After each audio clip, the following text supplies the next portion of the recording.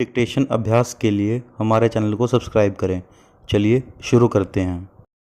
गति लेखन संख्या 59 GD बीस्ट रेडी।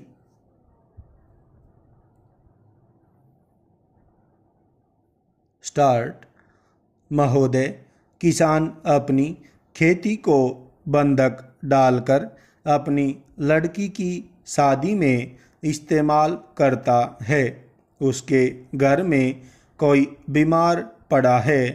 3-4 लाख में किडनी का ऑपरेशन होता है, ट्रांसप्लांटेशन होता है। घर में कोई हृदय रोग का मरीज हो गया, ओपन हार्ट सर्जरी करनी है तो 2-2.5 लाख रुपया लगता है। वह उसके लिए 3 एकड़ भूमि बंधक करके खेती के नाम पर कर्ज लेता है और उसमें इस्तेमाल कर लेता है।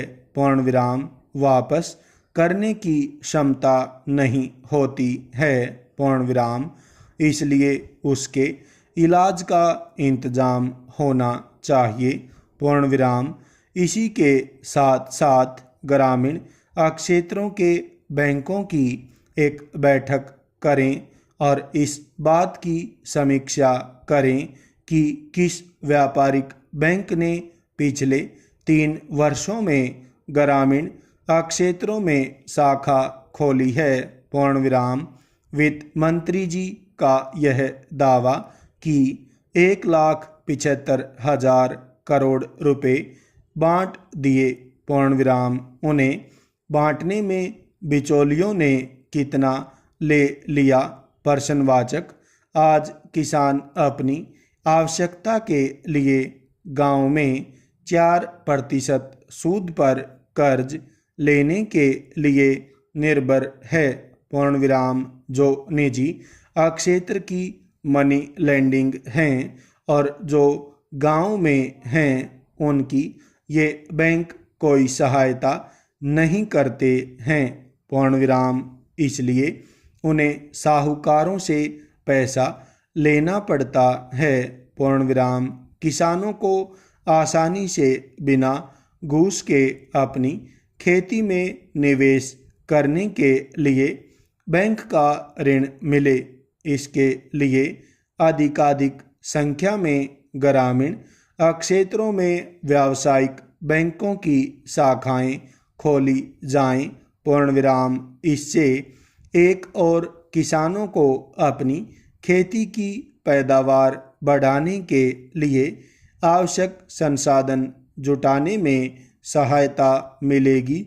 वहीं दूसरी ओर हमारे किसानों को आत्महत्या नहीं करनी पड़ेगी। पूर्ण विराम। यही एक सही उपाय है जिससे सरकार किसानों की सहायता कर सकेगी और अपने वायदे पूरे करते हुए देश में अनाज का भंडार भी बना सकेगी।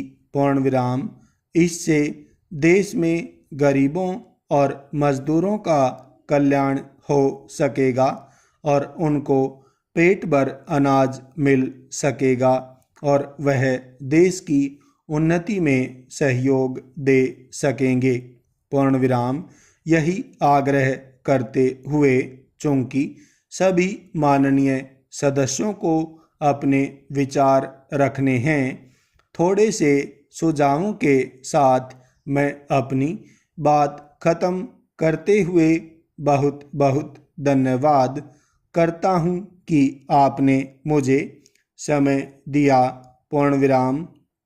उपाध्यक्ष महोदय, इस सरकार के 2 वार्षिक बजट पारित हो चुके हैं और दोनों बजटों में किसानों की समस्याओं को हल करने के लिए प्राथमिकता के साथ आश्वासन दिए गए थे। पूर्ण विराम। इनके 2 वर्ष पूरे होने जा रहे हैं, लेकिन तात्कालिक राहतों को छोड़ दिया जाए तो किसानों की मूल समस्याओं का निराकरण नहीं हुआ, पूर्ण विराम, स्टॉप